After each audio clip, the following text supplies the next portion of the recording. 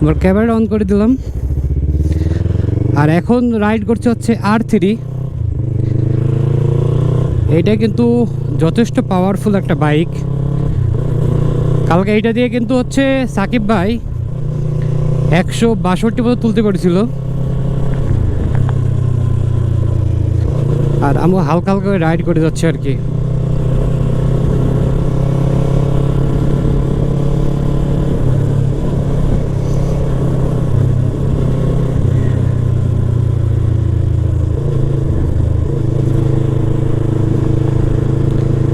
আর এই বাইকের চালিয়ে কিন্তু ভালো মজা পাচ্ছি আসলে। আমি তো হিমালয়ানটাও চালালাম আর এইটাও চালালাম। দুইটা বাইকের ভিতরে পার্থক্য হচ্ছে এই যে আপনার যে বাইকগুলোতে প্লাস্টিকের কিট থাকে, একটু হালকা ওয়েটের বাইক হলে হয় কি বাইকটা আপনার কর্নারিং টার্নিং এইগুলো করতে আর কি খুব ভালো সাপোর্ট পাওয়া যায়। আর এই বাইকগুলোতে আর হিমালয়ান যেটা বললাম বডি মাস্কুলার বডি যে বাইকটা হিমালয়ান 411, ওই বাইকটা কিন্তু একটু ভারী হওয়ার কারণে কর্নারিং করতে একটু ভয় ভয় লাগছে আমার কাছে। তবে যারা এখানে চালায় তাদের কাছে হয়তো কোনো ভয় নাই। তো এই আর কি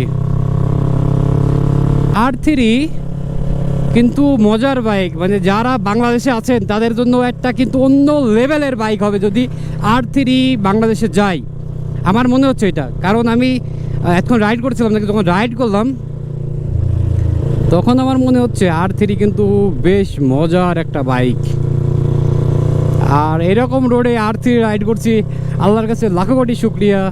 মানে অস্থির একটা ভিউ কিন্তু আমরা পাচ্ছি। আর বেশ কিন্তু ভালো লাগছে আমার কাছে। আপনারাও কমেন্টে জানাবেন যারা বাংলাদেশে R3 আসলে নেবেন, সেই সকল বাইকার ভাইদেরকে আমি দেখতে চাই যে এক্সাইটেডমেন্ট যারা আছেন যে R3 যারা চালাবেন, যারা R3 কিনবেন। আমি মনে রাখি হায়ার সিসির এই সেগমেন্টের বাইক যদি কেউ পান, যারা লং রাইড করতে পছন্দ করেন বা যারা ইয়ামাহা লাভার আছে, তারা কিন্তু R3টাকে অবশ্যই পছন্দ করবে বলে আমার মনে হচ্ছে, কারণ এই বাইকটা কিন্তু মোস্ট পাওয়ারফুল।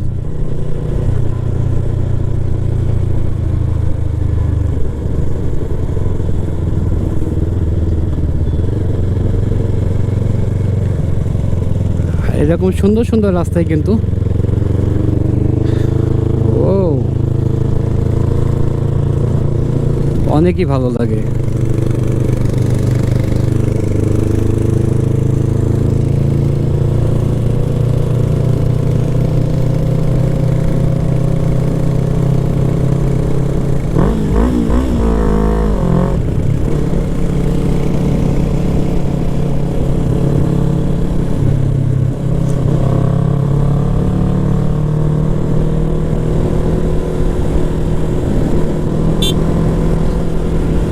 Wide wide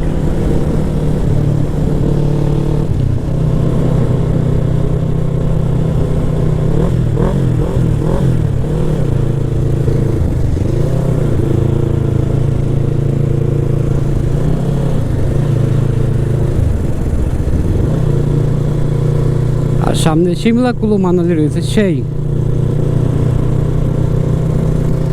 তো যাই হোক, কেমন লাগলো R3 সম্পর্কে জানাবেন। আর আমি এখন বাইকটা আবার একটু পরে সাকিব ভাইকে দিয়ে দিব, কারণ সাকিব ভাই সাকিবের বাইকটা রাইড করুক আর আমি হিমালয়ানটায় রাইড করব।